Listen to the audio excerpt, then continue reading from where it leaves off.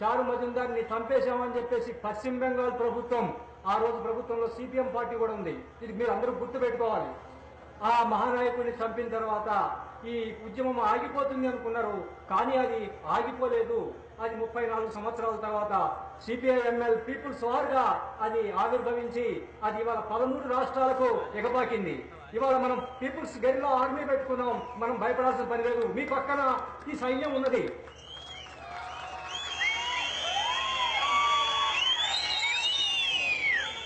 మీకోసం ఈ సైన్యం జీవిస్తాం, ప్రజల కోసమే జీవిస్తాం, మరణిస్తాం, ప్రజల కోసమే మరణిస్తాం అని చెప్పేసి ఈ సైన్యం మీ పక్కన నిలబడి ఉంటుంది. ఇది మా హామీ కూడా. ప్రియమైన ప్రజలారా, సైద్ధాంతికంగా మొట్టమొదటిసారిగా భారతదేశంలో ఈ దేశ ప్రజలు విముక్తి కావాలంటే ఏం చేయాలి, ఈ ప్రజల బాధలు పోవాలంటే ఏం చేయాలి అనేటువంటి ప్రశ్న వేసుకున్నప్పుడు 1925లో పుట్టినటువంటి కమ్యూనిస్ట్ పార్టీ తెలంగాణ సాయుధ పోరాటంలో ద్రోహం చేసిన తర్వాత సిపిఎం పార్టీగా చీలిపోయి అది కూడా పార్లమెంటరీ పందాబట్టి పోతుంటే అప్పుడు 64 తర్వాత కామ్రేడ్ చారు మజుందార్ నాయకత్వంలో 8 డాక్యుమెంట్లు రాశాడు. ఈ 8 డాక్యుమెంట్ల సారాంశం ఏంటంటే ఈ ప్రభుత్వం అనేటువంటిది ప్రజాస్వామిక ప్రభుత్వం కాదు, ఇది భూస్వాముల నిరంకుశ దళారీ వర్గం యొక్క నిరంకుశ రాజ్యం. ఇది ఇక్కడ ప్రజాస్వామ్యం, ఎన్నికలు, పార్లమెంటు ఇవి బోర్డు మాత్రం తగిలించుకుంది. దీనిలో ఎట్లాంటి ప్రజాస్వామ్యం లేదు. కాబట్టి ప్రజాస్వామ్యం లేనటువంటి ఈ వ్యవస్థలో, ఈ దేశంలో మనం పార్లమెంటరీ ఎన్నికల్లో పాల్గొనడం వల్ల మన సమస్యలు పరిష్కారం కావు. మీరు ఎక్కడికక్కడ ప్రాంతాల వారీగా రాజ్యాధికారం చేజిక్కించుకోవాలి. మీరు ప్రారంభం నుంచే సాయుధులు కావాలి, ప్రారంభం నుంచే మీరు తుపాకులు పట్టుకోవాలి. తుపాకులు పట్టుకొని మీ ప్రాంతాలను మీరు స్వాధీనం చేసుకోవాలి. రాజ్యాధికారం కావాలి. లేకుండా మనం ఇన్ని సమస్యలు మాట్లాడినా పరిష్కారం కావు. మనకు రాజ్యాధికారం కావాలి ప్రజలకు. కాబట్టి మీకు ప్రాంతాల వారీగా రాజ్యాధికారం కావాలి. ఇదే మన ముఖ్యమైన నినాదం, మన ప్రధానమైన నినాదం ఇది ఉండాలి. మీరు అర్థం చేసుకోవాలి. మనకు రాజ్యాధికారం రాలేదు. 1947లో వచ్చినటువంటిది బూటకపు స్వతంత్రం, అర్ధరాత్రి స్వతంత్రం. ఎందుకు చెప్తున్నానంటే నిజంగా ఈ దేశం ప్రజాస్వామ్య దేశం అయినట్టయితే కామ్రేడ్ చారు మజుందార్ చెప్పినట్లు ఈ దేశం ప్రజాస్వామ్యం లేదు. ఇక్కడ మీరు చూసినట్లయితే ఈ రాజ్యం స్వభావం గురించి ఆయన అందుకే చెప్పాడు. ఇది భూస్వాముల, దళారీ పెట్టుబడిదారుల నిరంకుశ రాజ్యం అని చెప్పాడు. నిజంగా ఈ ప్రభుత్వం దీనికి తటస్థత అంటే ఇది ప్రజల పక్షానే ఉన్నది అని చెప్తున్నారు ఈ ప్రభుత్వం. ఇది నిజమేనా? ఈ ప్రభుత్వం ప్రజల పక్షానే ఉన్నదా? ఉంటే గ్రామాల్లో భూములు ఆక్రమించుకున్నప్పుడు ఎందుకు ప్రజల మీద దాడి చేస్తుంది ఈ ప్రభుత్వం? పరిశ్రమలు మూసివేసినప్పుడు మాకు ఉద్యోగాలు కావాలని చెప్పినప్పుడు ఎందుకు ఈ పోలీసులు ఈ ప్రభుత్వ కార్మికుల మీద దాడులు చేస్తున్నారు? ఎక్కడ చూసినా కూడా ఈ ప్రభుత్వం, ఈ పోలీసులు ప్రజల మీద దాడి చేస్తున్నారు తప్పితే భూస్వాముల మీద కానీ పెట్టుబడిదారుల మీద కానీ చేయటం లేదు. అందుకని ఈ ప్రభుత్వం యొక్క స్వభావం ఏంటంటే ఈ ప్రభుత్వం భూస్వాముల ప్రభుత్వం. ఈ ప్రభుత్వం పెట్టుబడిదారుల ప్రభుత్వం, ఇది ప్రజల ప్రభుత్వం కాదు. ఇది అందుకే కామ్రేడ్ చారు మజుందార్ చెప్పినట్లు సాయుధ పోరాటం చేయాలి అని చెప్పేసి మనం గుర్తించాం. అప్పుడు 1967లో నక్సల్బరీ అనే ప్రాంతంలో రైతాంగం వాళ్ళ భూముల కోసం తిరుగుబాటు చేశారు. తిరుగుబాటు చేసిన రైతాంగం మాకు భూమి కావాలని చెప్పేసి అంతవరకే ఊరుకోలే. మాకు రాజ్యాధికారం కావాలి, ఈ గ్రామం మాది. ఈ గ్రామంలో ఉండేటువంటి అగ్రకుల భూస్వాములు ఎవరు కూడా మా మీద పెత్తనం చేయడానికి వీల్లేదు. ఈ గ్రామం ఇక్కడ చెమట రక్తం పిండి మేము సంపద సృష్టించాం ఈ గ్రామంలో. కాబట్టి ఈ ప్రజలు, మేము దళితులం కానీ వెనకబడ్డ కులాలు కానీ అగ్ర కులాల్లో ఉండే పేదవాళ్ళు కానీ ఇది మేము పరిపాలించుకుంటాం, మీ పెత్తనం సాగదు అని చెప్పేసి అక్కడ రాజ్యాధికారం అనేటువంటి విషయం కోసం అక్కడ ప్రజలు కొట్లాడారు. చారు మజుందార్ ఇచ్చినటువంటి సందేశం అదే, మనకు రాజ్యాధికారం కావాలి. అయితే మనం కొన్ని తప్పులు చేయటం వల్ల 1967లో నక్సల్బరీ పోరాటం బద్దలైతే ఒక నిప్పురవ దావాలనంలా రాష్ట్ర వ్యాప్తంగా వ్యాపించింది. అది శ్రీకాకుళం వచ్చింది. అట్లనే శ్రీకాకుళం నుంచి ముషాహారి, బీర్భూమ్ అనేటువంటి అనేక ప్రాంతాలలో రైతాంగం తిరుగుబాటు చేసి వాళ్ళకు రాజ్యాధికారం కావాలని చెప్పేసి పోరాడారు. అందులో కూడా మనకి 1969లో మనకు సిపిఐఎంఎల్ పార్టీ ఏర్పడితే ఆంధ్ర రాష్ట్రంలో నక్సల్బరీ ఉద్యమం యొక్క ప్రభావం శ్రీకాకుళం తర్వాత ఈ జిల్లా గుంటూరు జిల్లాలోనే ప్రధానంగా ఉంది. ఇది మీరు అందరూ గుర్తుపెట్టుకోవాలి. గుంటూరు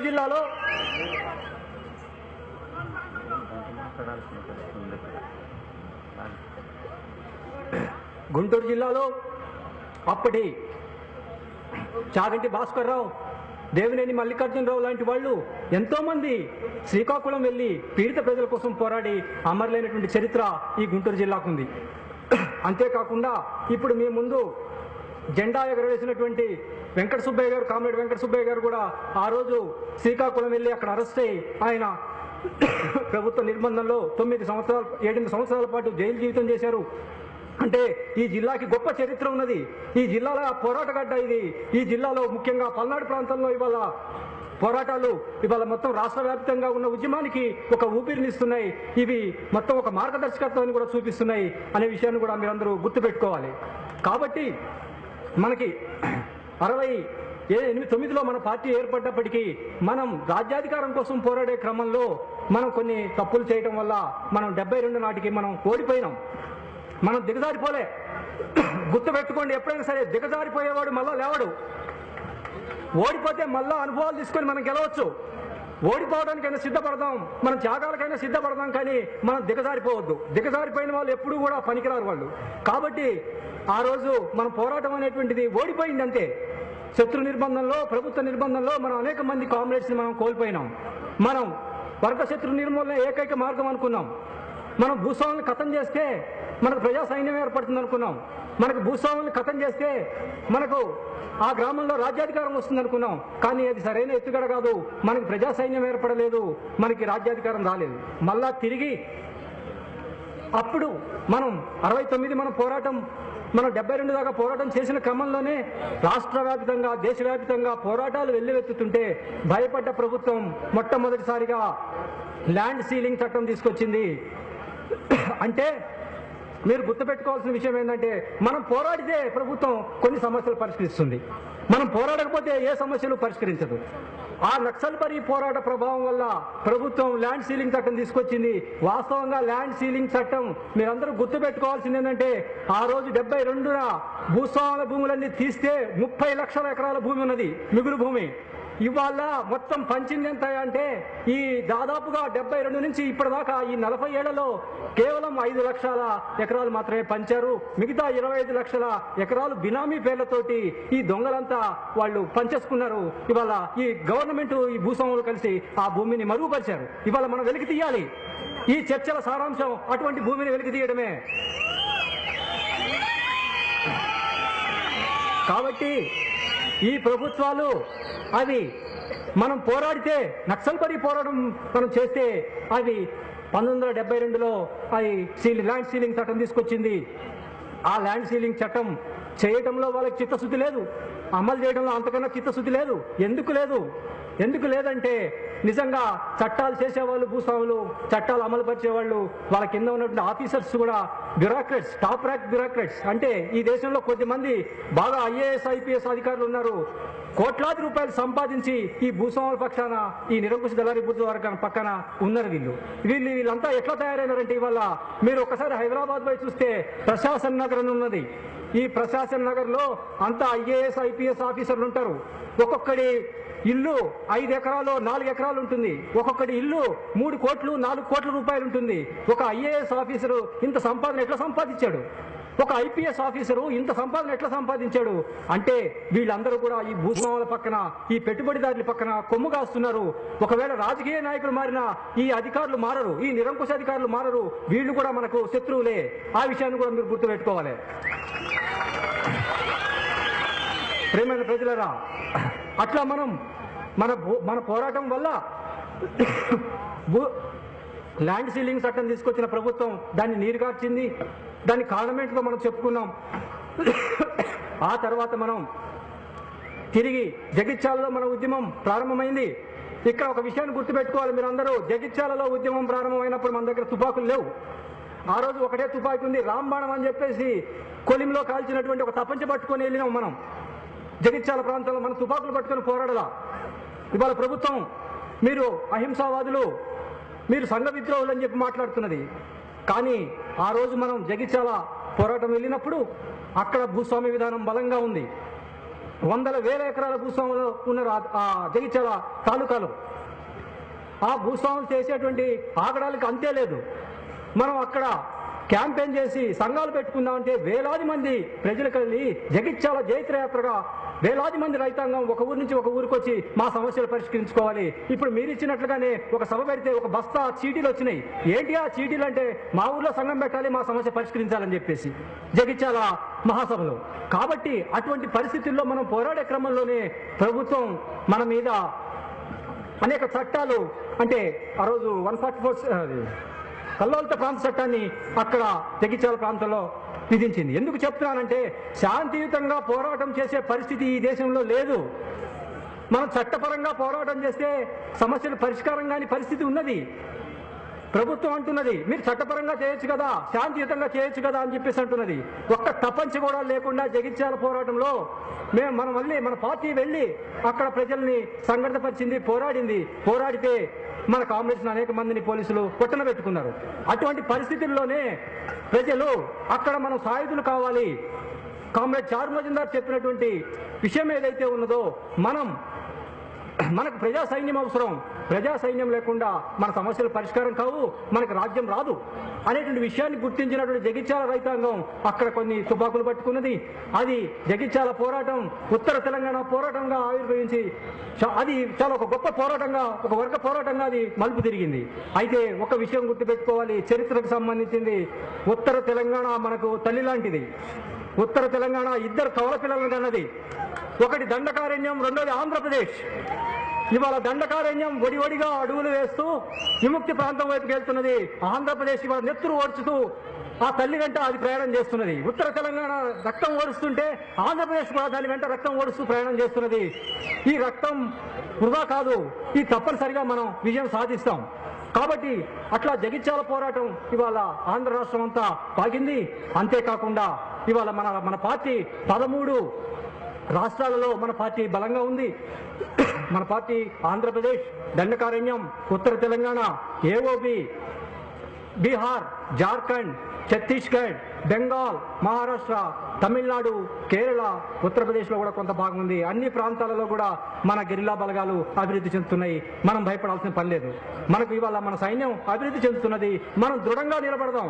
మీరు తలలెత్తి దృఢంగా నిలబడండి, ఇంకా అవమానాలు పొందాల్సిన అవసరం లేదు. కాబట్టి ఆ పోరాటం అనేటువంటిది అభివృద్ధి చెందుతూ వచ్చింది. మళ్ళా తిరిగి 80 మనకు జగిత్యాల పోరాటం తర్వాత 85లో తీవ్ర నిర్బంధం ఎన్టీ రామారావు ప్రభుత్వంలో వచ్చింది. నిషేధం విధించలా, కానీ అప్రకటితాన్ని ప్రకటించాడు. 100 మందిని మాయం చేశాడు.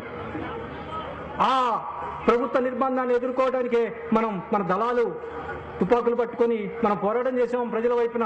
అట్లా తిరిగి 90లో చెన్నారెడ్డి ప్రభుత్వం వచ్చినప్పుడు మనకు కొంత అవకాశం వచ్చింది. ఈ అవకాశాన్ని వినియోగించుకొని మనం ఆ రోజు, ఎందుకంటే ఈ పరిస్థితి ఇవాళ మీరు దృష్టిలో పెట్టుకోవాల్సిన ఒక విషయం ఏందనుకున్నప్పుడు, ఆ 90లో మనకు అవకాశం వచ్చినప్పుడు ఆ రోజు ప్రజలు కదిలి శాంతియుతంగా ఒక ప్రజాస్వామిక వాతావరణం ఏర్పడింది అనేటువంటి దాంతో అనేక సమస్యలు పరిష్కరించుకున్నారు. సంఘాలు పెట్టుకున్నారు, పంచాయతీలు చేసుకున్నారు, వందల వేల పట్టా భూములు ఆక్రమించుకున్నారు. అది కనీసం ల్యాండ్ సీలింగ్ లో ఉన్నటువంటి భూములను ఆక్రమించుకున్నారు. ఇది సహించలేని ప్రభుత్వం. అంటే ప్రజాస్వామిక వాతావరణం కల్పించానన్నది ఒకవైపున, రెండో వైపున ప్రజలు పోరాటం చేస్తుంటే 92 కల్లా విరుచుకుపడింది. అంటే ఆ రోజు మనం చర్చలు చేయకుండా ప్రజల సమస్యలు పరిష్కరించుకోవడానికి ప్రయత్నం చేస్తే అది తిరిగి మన మీద దాడికి పూనుకున్నది. అట్లా 92 నుంచి 94 దాకా నిర్బంధం అమలు జరిగింది. మళ్ళా తిరిగి 95లో మళ్ళా కొంత మనకు అవకాశం దొరికింది. ఆ తర్వాత వచ్చినటువంటి చంద్రబాబు, ఈయన గొప్ప హంతకుడు. ఈ చంద్రబాబు ఈ రాష్ట్రాన్ని పరిపాలించిన వాళ్ళలో గొప్ప ఫ్యాసిస్టు, గొప్ప హంతకుడు చంద్రబాబు. ఎందుకంటే ఈయన 95లో సెప్టెంబర్లో ఆయన మామని వెన్నుపోటు పొడిచి అధికారంలోకి వచ్చాడు. అధికారంలోకి వచ్చిన తర్వాత దాదాపుగా 96 జూలై దాకా మన మీద నిషేధం ఎత్తివేశారని చెప్తూనే అప్పటికి ఆపరేషన్ జన్మభూమి అనే పేరుతోటి పోలీసు బలగాలని సమాయత్తం చేసుకొని ఇంటెలిజెన్సీని ఏర్పాటు చేసుకొని 97 ప్రారంభంలో మన మీద ఒక పెద్ద దాడి మొదలుపెట్టాడు. అయితే ఈ దాడి వెనక మనం గుర్తుపెట్టుకోవాల్సిన ఒక ముఖ్యమైన అంశం ఏముందంటే ప్రపంచ బ్యాంకు ఉన్నది. ఆ రోజు మన మీద జరిగినటువంటి దాడి ఈ ప్రపంచ బ్యాంకు యొక్క కనుసన్నలలో ఆజ్ఞలలో అది కొనసాగింది. అట్లా ఒక 3 సంవత్సరాలు 4 సంవత్సరాల పాటు నరమేధం కొనసాగింది. 97 నుంచి మొదలు పెట్టుకొని రాష్ట్రంలో 98, 99, 2000 మళ్ళా తిరిగి 2001, 2002 ఓడిపోయిన దాకా కూడా అది పట్టు విడుపు లేనటువంటి నిర్బంధం మన మీద కొనసాగింది. అయితే 2001లో ప్రజాస్వామికవాదులు ఒక తీవ్రమైనటువంటి నిర్బంధ పరిస్థితుల్లో చర్చలు చేయాలని చెప్పేసి అడిగితే చంద్రబాబు ప్రభుత్వం చర్చలు చేస్తానని చెప్తూనే అది చర్చలకు విఘాతం కలిగిస్తూ వచ్చింది.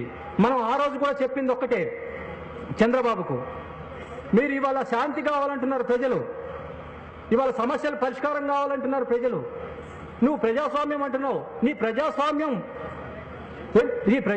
పరిధిలోనే సమస్యలు పరిష్కారం చేయాలని చెప్పేసి అంటున్నారు, చర్చిద్దామని చెప్పి మనం మాట్లాడినాం.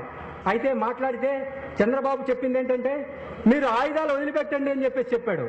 అంటే ఆయుధాలు వదిలిపెడితే మనల్ని ఆయుధాలు వదిలిపెట్టిన తర్వాత ప్రజల్ని లొంగ తీసుకొని మళ్ళా అదే విధానాలు కొనసాగించాలని చెప్పేసి కుట్రతోటి మనల్ని ఆయుధాలు వదిలిపెట్టమని చెప్పి మాట్లాడాడు. ఈ కుట్రని మనం తిప్పికొడుతూ మనం ఈ చర్చల నుంచి వైదొలిగినాం. అంటే ఆ రోజు చంద్రబాబు ప్రభుత్వానికి నిజంగా చర్చలు చేయాలనేటువంటిది లేదు కాబట్టి ఆ రోజు చంద్రబాబు ప్రభుత్వం చర్చల సమయంలో అనేక ఎన్కౌంటర్స్ చేయించింది, బూటకపు ఎన్కౌంటర్స్ చేయించింది. నార్త్ తెలంగాణలో పద్మక్క లాంటి ఒక రాష్ట్ర కమిటీ స్థాయి మహిళా నాయకురాలను కూడా పొట్టన పెట్టుకుంది ప్రభుత్వం. కాబట్టి చంద్రబాబుకు ఇవాళ ఆయన ఎట్లా బతుకుతున్నాడో నాకు అర్థం కావట్లేదు. ఇన్ని వేల మంది రైతాంగం ఆత్మహత్యలు చేసుకుంటుంటే ఈ రైతాంగం ఆత్మహత్యలు చేసుకుంటున్నప్పుడు కనీసం తనకు సిగ్గుగా కూడా లేదేమో అనిపిస్తున్నది. ఎందుకంటే జాతి అంతా అవమానంతో కుంగిపోతున్నది. ఇంతమంది రైతాంగం ఎందుకు ఆత్మహత్యలు చేసుకుంటున్నారు? ఈ ఆత్మహత్యలకు కారణం ఏమిటి? ఇదే స్టేజ్ నుంచి పార్టీ తరఫున నేను చెప్పదలుచుకున్నది కూడా ఏంటంటే ఏ ఒక్క రైతు కూడా ఇక ఆత్మహత్య చేసుకోవద్దు. దయవుంచి మీకు ఎంతటి సమస్య వచ్చినా అక్కడ పార్టీతో చెప్పండి, తప్పనిసరిగా మీ సమస్య పరిష్కరిస్తుంది. కాబట్టి చంద్రబాబు ప్రభుత్వంలో ఆ రోజు ప్రపంచ బ్యాంకు అనుకూల వైఖరి అవలంబించాడు. మరోవైపు స్టేట్ టెర్రరిజాన్ని, అంటే ప్రపంచ బ్యాంకు విధానం వల్ల వ్యవసాయ సంక్షోభం వచ్చింది. రైతులు పంటలు వేస్తే పండని పరిస్థితి, పండితే గిట్టుబాటు ధర లేని పరిస్థితి, ఆత్మహత్యలు చేసుకునే పరిస్థితి, ఫ్యాక్టరీలు మూసేయించాడు, పబ్లిక్ సెక్టర్ అంతా మూసేయించాడు, కార్మికులు వీధిన పడ్డారు, కార్మికులు రిక్షా తొక్కునే వాళ్ళుగా మారిపోయారు, విద్యార్థులకు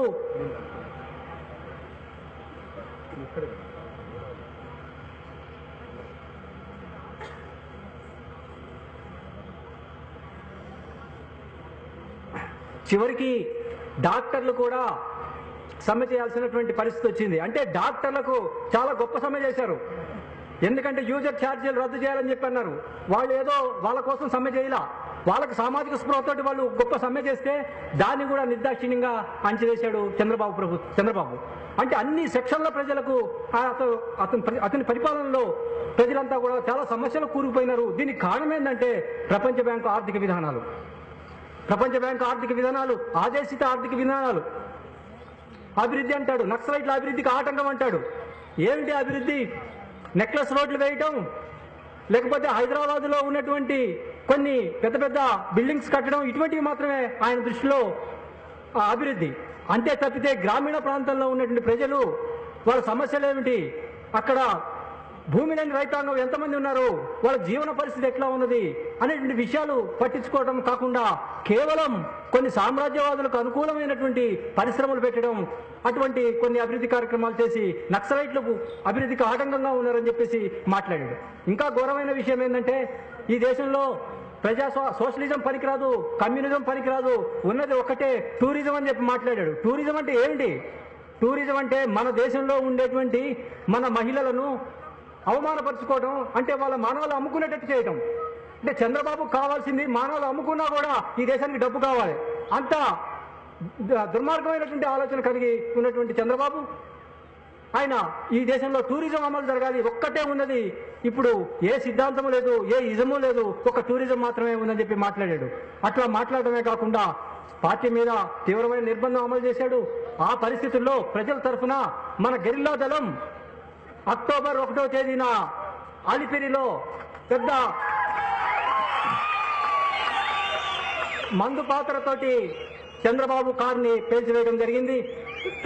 ఇది మన పార్టీకి ఒక గొప్ప రాజకీయ విజయం. ఎందుకంటే ప్రజలందరినీ బాధ పెడుతున్నటువంటి చంద్రబాబు వందలాది మంది ప్రొటెక్షన్లో, పోలీసుల ప్రొటెక్షన్లో ఉంటూ ప్రజల మీద దౌర్జన్యం, దోపిడీ చేస్తున్నటువంటి ఈ ప్రభుత్వం బాధ్యులైనటువంటి చంద్రబాబుని శిక్షించడం సరైందే అనేటువంటిది ఆ రోజు పార్టీ ఫీల్ అయింది. ప్రజలందరూ కూడా దాన్ని ఆమోదించారు. అయితే చంద్రబాబు తనకు సానుభూతి ఏర్పడింది కాబట్టి ఈ సానుభూతిని తొందరగా ఎన్నికల్లో ఓట్లు చేసుకోవాలి అనేటువంటి ఒక దుర్బుద్ధితోటి వెంటనే ఎన్నికలు ముందుకు తీసుకొచ్చాడు. కానీ ఆ ఎన్నికలలో మనల్ని ప్రధానంగా ఎజెండా పెట్టాడు. ఆ ఎజెండా ఏంటంటే మీరందరూ నక్సలైట్లను ఓడించండి, మీకు అందరూ కూడా ఒక అభివృద్ధిని మేము తీసుకొస్తాను, ఒక అభివృద్ధి నమూనాన్ని నేను ప్రవేశపెడుతున్నా అని చెప్పేసి ఆయన మాట్లాడాడు. కానీ ఆ ఎన్నికలలో చంద్రబాబు అనుసరించినటువంటి ఎత్తుగడల్ని మనం ప్రజలు, పార్టీ అంతా కలిసి తుత్తునియలు చేసింది. ఎందుకంటే ఆ రోజు ఒకటే నినాదం తీసుకున్నాం, బీజేపీ తెలుగుదేశాన్ని టార్గెట్ చేయండి అని చెప్పేసి ప్రజలకు పిలుపునిచ్చినాం. వాస్తవంగా ఆ రోజు బీజేపీ, టీడీపీ దేశవ్యాప్తంగా, రాష్ట్ర వ్యాప్తంగా పచ్చి ఫ్యాసిస్ట్ పరిపాలన కొనసాగిస్తున్నాయి. ఒకవైపు హిందూ మతోన్మాద అనుకూల వైఖరిని ప్రదర్శిస్తున్నాయి, మరోవైపు ప్రపంచ బ్యాంకు అనుకూల వైఖరిని ప్రదర్శిస్తున్నాయి. మొత్తం భారతదేశంలో ఉండేటువంటి దళితులు, మైనార్టీలు, వెనుకబడ్డ ప్రజలు అందరి మీద తమ యొక్క ఆధిపత్యాన్ని కొనసాగిస్తూ ఉన్నాయి. ఈ పరిస్థితుల్లో ప్రజలు తిరుగుబాటు చేస్తే స్టేట్ టెర్రరిజాన్ని అమలు జరిపినాయి, దుర్మార్గమైనటువంటి అణచివేతను అమలు జరిపినాయి. అవి గ్రేహౌండ్స్ అని చెప్పేసి రకరకాల హంతక పోలీసు బృందాలను ఏర్పాటు చేసుకుని ప్రజల మీద దుర్మార్గమైన అణచివేతను ప్రకటించినాయి. ఈ పరిస్థితుల్లో నక్సలైట్లను ఓడించండి, మీకు ఇదే విధానాన్ని అమలు జరుపుతానని చెప్పేసి ఎన్నికల్లోకి వచ్చాడు.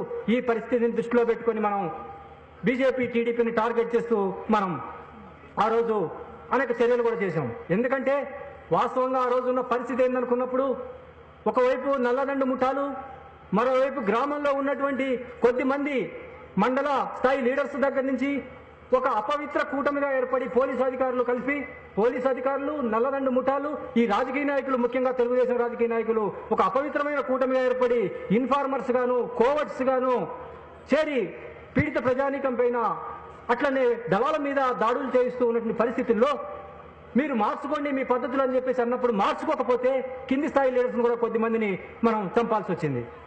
అందుకే ఆ రోజు టీడీపీ, బీజేపీని మనం సీరియస్గా ఈ దేశంలో, ఈ రాష్ట్రంలో మీరు ఫ్యాసిజాన్ని అమలు జరుపుతున్నారు, ఈ దేశాన్ని, రాష్ట్రాన్ని తాకట్టు పెడుతున్నారు, మీరు సామాజికవాదులకు తాకట్టు పెడుతున్నారు, ప్రజల స్వాతంత్రాన్ని హరించి వేస్తున్నారు, మీరు ప్రజల్ని తీవ్రమైన